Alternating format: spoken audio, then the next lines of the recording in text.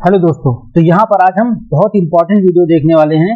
जितनी भी बैटल्स अब तक एग्जाम में आ चुकी हैं, जितनी भी गवर्नमेंट एग्जाम्स में आती हैं, कोई भी आपका एग्जाम हो, रेलवे का हो, बैंक का हो, टीचिंग का हो, तमाम जितने भी एग्जाम होते हैं आपके, उन सब एग्जाम्स में लगभग यही सब बैटल्स जो फेमस बैटल्स हैं, इन्हीं से सवाल पूछा जाता है और 4 से 5 चीजें यहाँ पर पूछी जाती हैं। इतना इनफ है। तो पूरा आपको लंबा वीडियो पढ़ने की, मैराथन क्लास लेने की कोई जरूरत नहीं। यहाँ पर एक क्विक रिवीजन होने वाला है ये कि जो मेन फेमस बैटल्स हैं उनके बारे में आप यहाँ पे समझ लीजिए।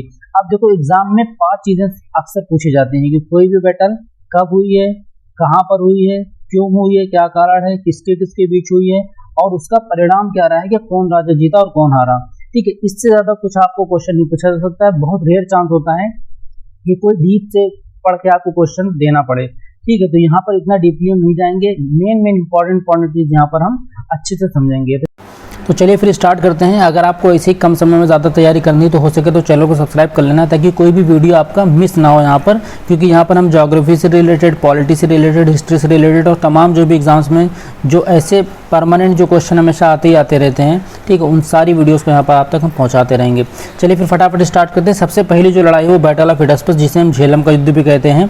अब ये लड़ाई कब लड़ी गई थी? तो 326 BC में लड़ी गई थी। कहाँ पर? हिडस्पस नदी के किनारे, जिसे झेलम नदी भी कहा जाता है और ये पाकिस्तान का पार्ट है। अब बात करते हैं क्यों, क्या कारण था। तो जो सिकंदर महान था, सिकंदर मतलब अलेक्जेंडर, जो मैसिडोनिया का राजा था, ठीक है, उसने भारतीय उपमहाद्वीपों में अपने साम्राज्य का विस्तार करना चाहता था। देखो, सिकंदर क्या शुरू से चाहता था कि वो पूरे दुनिया को राज करे, ठीक है, पूरी दुनिया को उसको जीतना था, ये उसका अरमान था। अब इसीलिए वो भारत में भी पहुंचा। अब जब भारत में पहुंचा तो उसका किससे सामना होता है? तो युद्ध किसके बीच हुआ? सिकंदर महान बनाम पौरव साम्राज्य के राजा पोरस। ठीक है, तो पोरस उनका स्वागत करते हैं कायदे से, बहादुरी से। दरअसल पोरस तो भारत का राजा था, तो उसको तो अपना साम्राज्य बचाना ही बचाना था। इस वजह से सिकंदर और पोरस की सेना के बीच बहुत ही भीषण युद्ध होता है।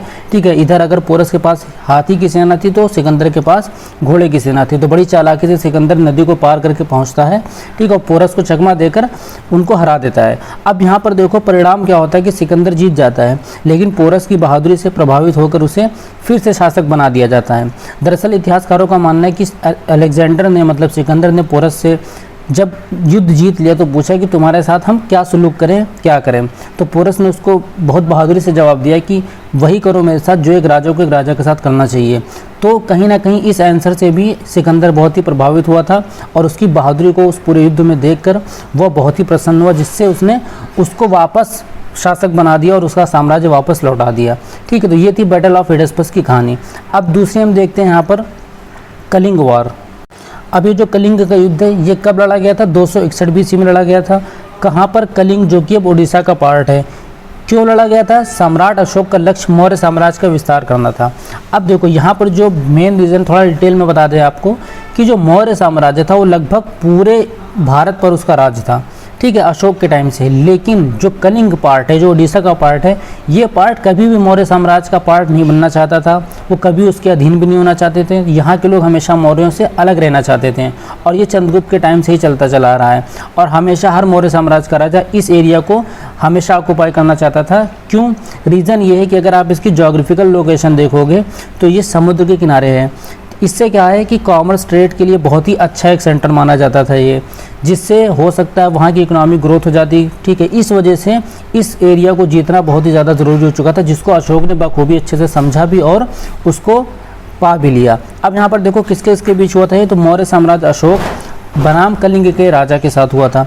परिणाम क्या हुआ था कि मौर्य राजा जीत गया, ठीक है, लेकिन इस युद्ध में बहुत ही भीषण तरीके से ये युद्ध लड़ा गया और कई लाखों की जान गई, ठीक है, कई लाख लोग घायल हुए, जिसे देखकर अशोक ने बहुत ही ज़्यादा उनके अंदर एक कह सकते हैं आप कि एक क्रूर राजा से लेकर एक परोपकारी राजा बन गया, सिर्फ इसी वजह से।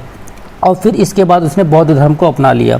दरअसल इसमें अशोक ने सोचा कि राजा का कोई लॉस नहीं हुआ, ज़्यादा लॉस यहाँ पर जनता का हुआ है, ठीक है, किसी ने अपने बेटे को खो दिया, किसी ने माँ बाप को खो दिया, किसी ने अपना घर खो दिया, ठीक है, इतने लोग बेघर हो गए, कोई उनके सामने बिलख रहा है। ये सब देख के बहुत ही ज़्यादा उनके अंदर दिल में एकदम दया आ गई।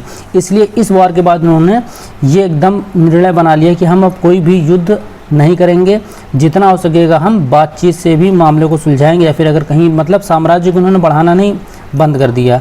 इनका इतना दबदबा था उस टाइम भी जब तक अशोक थे, ठीक है, भले ही लड़ाई ना करें, ठीक है। तब तक इनका क्या दबदबा था, लोग इनसे जल्दी नहीं पंगा लेते थे, और इन्होंने जो भी अपनी जितनी भी चीज़ें करी उसके बाद से जितने भी साम्राज्य बढ़ाए सब अपनी बातों से मिलजुल के इस तरीके से बढ़ाया है।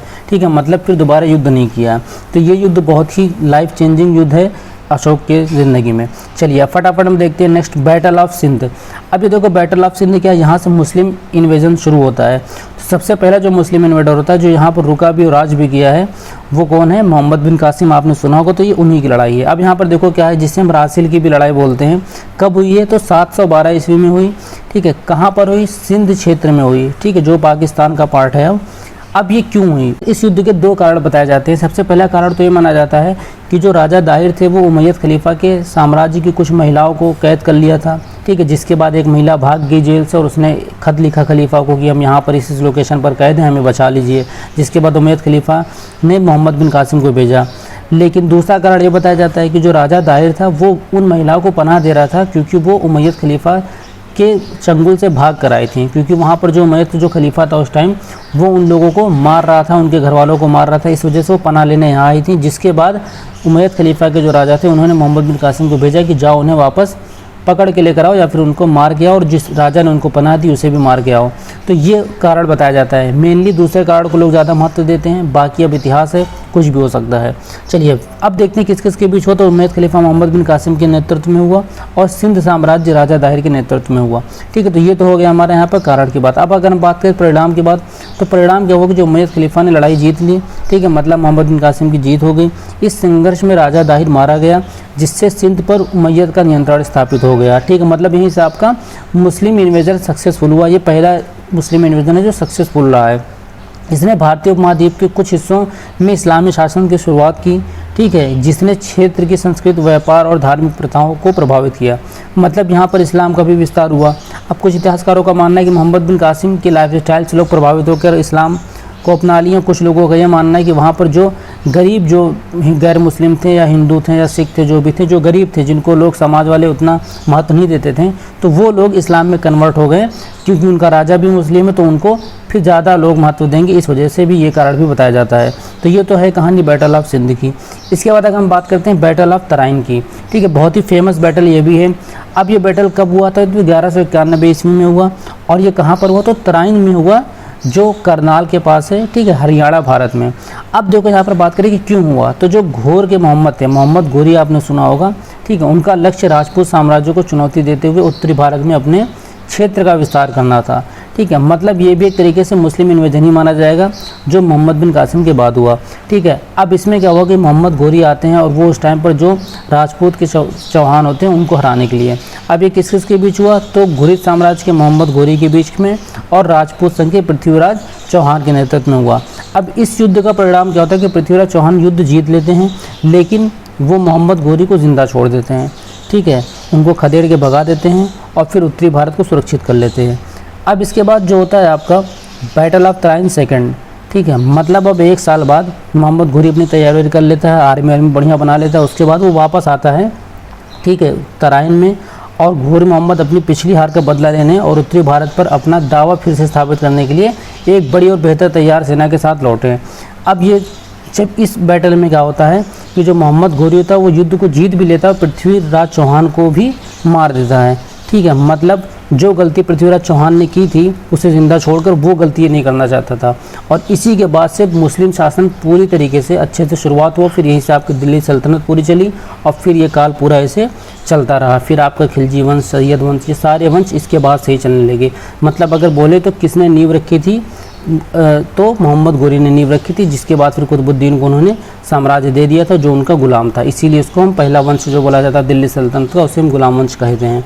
ठीक है, तो ये कहानी थी बैटल ऑफ तराइन सेकंड की। अब देखो बैटल ऑफ चंदावर ये कब हुई, तो ये 1194 में हुई। कहाँ पर हुई, चंदावर में। ठीक है, जो फिरोज़ाबाद उत्तर प्रदेश में है। अब क्यों हुई, तो जो घुरिद साम्राज्य का लक्ष्य अपने क्षेत्र का विस्तार करना और उत्तरी भारत पर प्रभुत्व स्थापित करना था। यह लड़ाई क्षेत्र पर नियंत्रण स्थापित करने तो घोर मोहम्मद के अभियान का एक हिस्सा थी। अब जब इन्होंने जीत लिया भैया, ठीक है, तराइन में जो युद्ध हुआ, उसके बाद इनकी और भी इच्छा बढ़ी कि अपने साम्राज्य को थोड़ा और बढ़ाते हैं। ठीक है, इसके बाद फिर इनकी लड़ाई किससे होती है, मोहम्मद घोरी और गुर्जर प्रतिहार राजवंश कन्नौज के राजा जयचंद के नेतृत्व में होती है। मतलब लड़ाई किस किस के बीच होती है, मोहम्मद घोरी और जयचंद के बीच में हुई होती है। अब इसका परिणाम क्या होता है कि मोहम्मद घुरी जीत जाता है और राजा जयचंद की हत्या कर दी गई, ठीक है, जिससे गुर्जर प्रतिहार राजवंश का पतन हो गया है और उत्तर भारत पर घुरिद साम्राज्य के नियंत्रण को मजबूत करने का मार्ग प्रशस्त हुआ, ठीक है, मतलब यहाँ से घुरिद साम्राज्य जो है अच्छे से स्टार्ट हो गया। अब इसके बाद देखते हैं बैटल ऑफ पानीपत। अब देखो ये भी बहुत बार क्वेश्चन आता है, कब हुई ये लड़ाई, तो 21 अप्रैल 1526, जिसकी डेट पूरी थी, उसकी पूरी डेट याद रखो, क्योंकि अब एग्जाम्स में क्या हो रहा है कि पूरी डेट पूछी जा रही है। अभी तक तो ईयर पूछा जाता था, अब डेट भी पूरी पूछी जाती है। तो बैटल ऑफ पानीपत कब हुई थी, 21 अप्रैल 1526 में। कहाँ हुई थी पानीपत और कहाँ पर है ये, हरियाणा में पड़ता है। अब क्यों हुई थी, तो बाबर ने इब्राहिम लोदी को उखाड़कर भारत में मुगल शासन स्थापित करने की कोशिश की थी। उस टाइम पर देखो इब्राहिम लोदी का शासन था, ठीक है। अब क्या होता है, मुगल का भी यहीं से स्टार्ट होता है। बाबर आते हैं, उसके बाद क्या करते हैं, इब्राहिम लोदी को वो हरा देते हैं, और जब हरा देते हैं उसके बाद फिर एक और बैटल होती है, वो भी आपको बैटल ऑफ खानवा, ठीक है। पहले इसको हम समझ लेते हैं क्योंकि ये बैटल ऑफ पानीपत के बाद होती है। तो इस वाले में तो मुगल साम्राज्य की शुरुआत हो जाती है, बाबर जीत जाता है। फिर बैटल ऑफ खानवा होती है जो 16 मार्च 1527 को होती है, ठीक है। अब इसमें क्या होता है, जो खानवा फतेहपुर सीकरी में पड़ता है, यहाँ पर पानीपत की पहली लड़ाई के बाद बाबर ने उत्तरी भारत पर अपना नियंत्रण मजबूत करने और उसका विस्तार करने की कोशिश की। मेवाड़ के राजा सांगा ने बाबर के शासन का विरोध किया और क्षेत्र में राजपूत प्रभुत्व को फिर से स्थापित करने की मांग की, ठीक है। मतलब वहाँ पर जो मेवाड़ के जो राजा थे, राजा सांगा, वो चाहते थे कि हमारा शासन बना रहे, ठीक है, राजपूतों का शासन यहाँ पर बना रहे। इस वजह से उन्होंने मांग की, जिसके बाद क्या हुआ, उन दोनों के बीच में लड़ाई हुई और बाबर क्या किया, जीत गया। जाहिर सी बात है, क्योंकि इस टाइम पे बाबर लोगों के लिए नया भी था, उसके तौर तरीके, उसका लड़ाई ढंग और बाबर का लड़ने का तरीका और उनकी जो भी आर्मी थी वो बहुत ही अच्छे से एकदम मॉडर्नाइज थी। तो यहाँ पर राणा सांगा की हार हो गई। उसके बाद उत्तर भारत में मुगल का शासन स्टार्ट हो गया, ठीक है। अब बैटल ऑफ पानीपत की बात कर लेते हैं। जो सेकेंड बैटल ऑफ पानीपत है, ये कब हुई, 5 नवंबर 1556 में हुई। कहाँ पर हुई, पानीपत हरियाणा में हुई। अब क्यों हुई, अकबर ने हेमू से मुगल सिंहासन पुनः प्राप्त करने की कोशिश की, जिसने हुमायूं की मृत्यु के बाद खुद को राजा घोषित कर दिया था। अब देखो यहाँ पर जो मुगल का साम्राज्य था, सबसे पहले तो हुमायूं किससे हारा था, शेरशाह सूरी से। उसके बाद फिर कुछ साल तक कोई यहाँ पर मुगल का साम्राज्य नहीं रहा, फिर वापस हुमायूं आए, ठीक है। अब जैसे ही उनकी मृत्यु हो गई तो हेमू जो है वो राज करने लगा, अपने आप को राजा बताने लगा। जिसके बाद क्या हुआ, अकबर और हेमू के बीच युद्ध होता है, जिसका परिणाम ये होता है कि अकबर की जीत हो जाती है और भारत में मुगल शासन मजबूत हो जाता है फिर से। इसके बाद जो बैटल होती है वो होती है बैटल ऑफ हल्दी घाटी। कब हुई है, 18 जून 1576 में हुई। अब हल्दी घाटी कहाँ पर है, राजस्थान में है, ठीक है। राणा प्रताप ने मेवाड़ पर कब्जा करने के मुगल सम्राट अकबर के प्रयासों का विरोध किया। अब उस टाइम पर जो राजा था, राणा प्रताप था, वो नहीं चाहते थे कि मुगल का यहाँ पर अब कोई कब्जा रहे या फिर इनका कोई साम्राज्य है। इस वजह से उनकी अकबर से लड़ाई होती है, ठीक है। तो यहाँ पर अगर हम राजा पूछे कौन कौन, तो अकबर और राणा प्रताप के बीच होती है। परिणाम क्या होता है कि मुगल की सामरिक जीत होती है, ठीक है। हालांकि राणा प्रताप ने अपना प्रतिरोध जारी रखा, ठीक है। इस लड़ाई के बाद भी वो अगेंस्ट रहे, ऐसा नहीं कि हार गए तो हार मान लिया उन्होंने कि चलो अकबर ने हरा दिया, अब इनके अधीन हो जाते हैं हम, बिल्कुल नहीं। वो उनके खिलाफ हमेशा रहे हैं इस युद्ध के बाद भी। अब इसके बाद देखो जो फेमस बैटल आती है आपकी, बैटल ऑफ प्लासी। अब बैटल ऑफ प्लासी कब होती है, 23 जून 1757 में हो रही है। किसके कहाँ पर हो रही है, प्लासी जो कि बंगाल का पार्ट है। तो जगह का भी नाम याद रखना, इसीलिए थोड़ा डिटेल में यहाँ पर हमने रख दिया है कि कुछ भी आप ऑप्शन में देख लो, बंगाल हो गया, पश्चिम बंगाल हो गया, तो आप टिक लगा सको। अब देखो क्यों हुई है, तो ब्रिटिश ईस्ट इंडिया कंपनी का लक्ष्य बंगाल पर नियंत्रण स्थापित करना था। अब ये युद्ध तब हुआ है जब ब्रिटिश ट्रेड करने से, ठीक है, समझ लीजिए आप ट्रेड करते करते वो राज करना चाहते थे, ठीक है, जहाँ पर पॉलिटिक्स में भी घुसना चाहते थे। तो यही सब फेमस बैटल्स हैं जहाँ से अंग्रेज़ों को ये लगा कि हाँ इनके अंदर ये ताकत है या भारतीय इतने कमज़ोर पड़ जाएंगे ताकि ये राज कर सके, ठीक है। इन सब लड़ाइयों से इन्हें बहुत ही अच्छे से ये आशा हो गई थी। अब देखो ब्रिटिश ईस्ट इंडिया कंपनी की लड़ाई होती है यहाँ पर बंगाल के नवाब से। अगर बात करें कि किसके इसके बीच हुई, तो ब्रिटिश ईस्ट इंडिया कंपनी का जो रॉबर्ट क्लाइव था उसके नेतृत्व में, और इधर बंगाल के जो नवाब थे सिराजुद्दौला, इनके बीच हुई थी, जिसमें ब्रिटिश ईस्ट इंडिया कंपनी की जीत हो गई थी। अब इसके बाद देखते हैं बैटल ऑफ बक्सर होती है। ये कब होती है, तो ये 22 अक्टूबर 1764 में होती है। कहाँ पर, बक्सर जो बिहार का पार्ट है। अब ये क्यों होता है, तो ब्रिटिश ईस्ट इंडिया कंपनी ने प्रभुत्व कायम करने के लिए भारतीय शासकों के गठबंधन के खिलाफ लड़ाई लड़ी, ठीक है। अब देखो इस युद्ध में क्या होता है बैटल ऑफ बक्सर में, कि यहाँ पर एक गठबंधन होता है, ठीक है, अंग्रेज़ों के खिलाफ, ठीक है। अब इस गठबंधन में कौन कौन रहता है, तो मीर कासिम रहते हैं जो बंगाल के नवाब रहते हैं, अवध के नवाब शुजाउद्दौला रहते हैं और मुगल सम्राट शाह आलम द्वितीय रहते हैं।